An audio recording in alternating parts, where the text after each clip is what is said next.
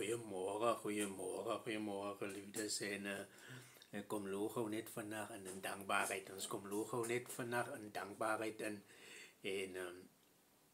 Jesaja 33:18 sê 17 sê jou oë sal die koning in sy skoonheid aanskou. Jou oë. Nie my oë nie. Jesaja sê jou oë sal die koning in sy skoonheid aanskou en dit sal 'n wyd uitgestrekte land en dit sal 'n wyd uitgestrekte land sien.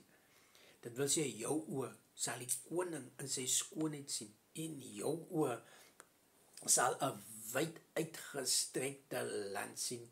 Jou hart sal die deurgestane verskrikking oordink en sê, waar is hy wat getel het? Jou hart gaan dit alles waardeur jy deurgestaan het, alles waardeur jy deurgegaan het. Sissie sê gestaan vir my, hoe baie dinge sy moes deurgegaan het, en my woorde aan jou as my sis, dat die woord sê, jou hart sal die deurgestane verskrikking oordink en sê, waar is hy wat getel het?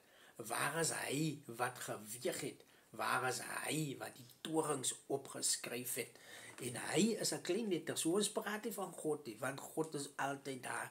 En as ons in geregtigheid lewe, as ons doen wat God sê, as ons net vashou aan wat God wil hê ons moet doen en sê, en dan sal ons God in die koning in al sy in al sy skoonheid sal ons hom aanskou en ons sal 'n wyd uitgestrekte land sien en alles wat ons deurgestaan het, alles wat ons deurgemaak het, almal wat teen ons opgestaan het, wat sleg gepraat het, wat dinge oor ons gedoen het en wat ook al dit wees, hulle sal nie meer daar wees nie, hulle sal nie meer daar wees nie.